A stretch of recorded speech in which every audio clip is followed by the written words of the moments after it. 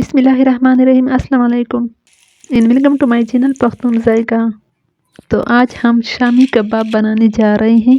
तो मज़ेदार और रेशेदार कबाब बनाने का ये तरीका आप इस वीडियो में देखेंगे।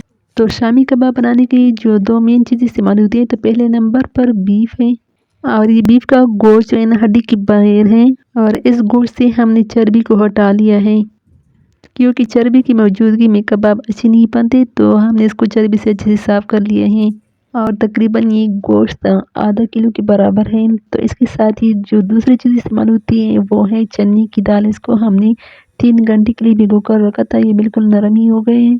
तो दाल को हम हमेशा गोश्त के हिसाब से आधा लेंगे और इसके साथ ही हम प्रेशर कुकर लेंगे और इसमें तकरीबन 3 चम्मच के बराबर इसमें ऑयल डालेंगे। उसको थोड़ा सा गर्म कर लेंगे। गर्म करने के बाद हम इसमें 6 जवे लहसुन के और कुछ टुकड़े अदरक के इस ऑयल में डालकर थोड़ा सा ब्राउन कर लेंगे।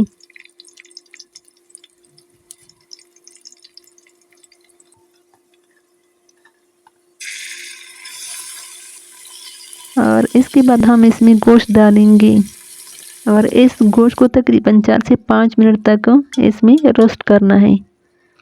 तो गोश्त को हमने लहसुन और साथ में अदरक के साथ थोड़ा सा रोस्ट किया ताकि इसकी खुशबू भी बरकरार रहे। और इसके साथ ही हमने इसमें 1 अदद प्याज शामिल कर लेंगे और साथ में 4 से 5 अदद रेड चिली, और इसके साथ ही हम इसमें गरम मसाला डालेंगे। तो इस गरम मसाले में हर एक चीज़ का टेस्ट मौजूद है। और साथ में हम इसमें चने की दाल डालेंगे। जब भी हम शामी कबाब बनाएं, अगर हमारा गोश्त जो है 1 किलो के बराबर है, तो दाल जो है ना हम आधा किलो लेंगे और इसमें नमक डालेंगे। नमक के बाद इसमें पानी डालेंगे। पानी हम इसमें इतना डालेंगे ताकि ये इसमें तमाम अच्छे से डिप हो जाए। तो इन सारी चीज़ों को पानी में अच्छे से मिक्स कर लेंगे और थोड़ा सा पानी जब गर्म हो जाए तो हम इस प्रेशर कुकर का ढक्कन बंद कर लेंगे।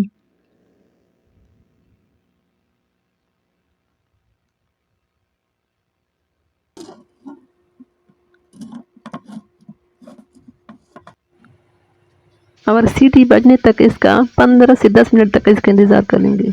और इसके साथ ही हम इन पैन लेंगे और इसमें तकरीबन 1 चम्मच के बराबर इसमें ड्राई धनिया डालेंगे और साथ में 1 चम्मच के बराबर इसमें ज़ीरा डालेंगे और इसको थोड़ा सा रोस्ट करेंगे। रोस्ट करने के बाद हम इसको ग्राइंड कर लेंगे और इसका एक मसाला तैयार कर लेंगे। ये देखिए हमने इसका मसाला तैयार कर लिया है और साथ में हम प्रेशर कुकर का ढक्कन खोलेंगे। अब हम चेक कर लेंगे कि गोश्त और दाल अच्छे से गल चुका है कि नहीं। ये देखिए दाल अच्छे से गल चुका है और गोश्त भी अच्छे से गला हुआ है और इसका पानी भी बिल्कुल ही खुश्क हो गया है। तो ये मैश होने के लिए तैयार है। ये देखिए अब हम इसको अच्छे से मैश कर लेंगे ताकि सारे मसाले इसमें हल हो जाए।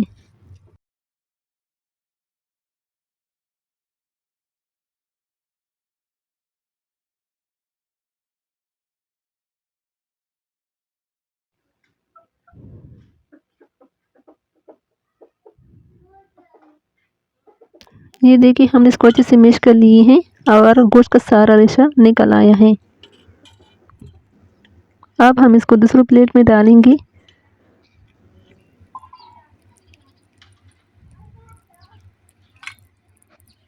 तो हमने इनको अच्छे से मिक्स कर लिए हैं। अब हम इसमें हरे मसाले डालेंगे। हरे मसाले में हमने हरा धनिया लिया है और साथ में पुदीना और इसके साथ ही हरी मिर्च। तो सब्ज़ धनिया को हम छोटे छोटे हिस्से में काट लेंगे और इस कबाब में शामिल कर लेंगे और साथ में हम पुदीना की पत्ती भी इसमें थोड़े से डालेंगे और इसके साथ ही ग्रीन चिली इसमें जाएंगे और इसके साथ ही थोड़ा सा नमक भी हम डालेंगे क्योंकि नमक इसमें थोड़ा सा कम था। और इसके साथ ही होश धनिया और ज़ीरे का जो मसाला हमने तैयार किया था वो भी हम इसमें डालेंगे और साथ में चिली की पाउडर भी डालेंगे। इस कबाब के 2 तरीके हैं। बाद लोग इसमें अंडे भी डालते हैं और साथ में इसमें मैदे भी डालते हैं, लेकिन अगर कबाब इनसे अच्छे से बन रहे हो तो हमें अंडा और मैदे की ज़रूरत नहीं है। और इसके साथ ही अगर आपके कबाब ना बन रहे हो तो उसको आप फ्रीज़र के निचले वाले हिस्से में रखकर इसको थोड़ा सा ठंडा कर लें और फिर इसके कबाब अच्छे से बनेंगे। लेकिन हमें अंडे की ज़रूरत नहीं है क्योंकि हमारे कबाब अच्छे बन रहे हैं। तो हमें इसका अपना जायका चाहिए ताकि इसके साथ किसी और चीज़ का जायका ना हो, और हमें कबाब का अपना जायका चाहिए। तो इसके साथ हमारी कबाब तैयार है। तो इसके साथ ही हम तवे को लो आंच पर रखेंगे और साथ में थोड़ा सा ऑयल इसके ऊपर डालेंगे और आंच को बिल्कुल ही लो रखेंगे और फिर बड़े आराम से इस कबाब को इसमें थोड़ा सा फ्राई कर लेंगे।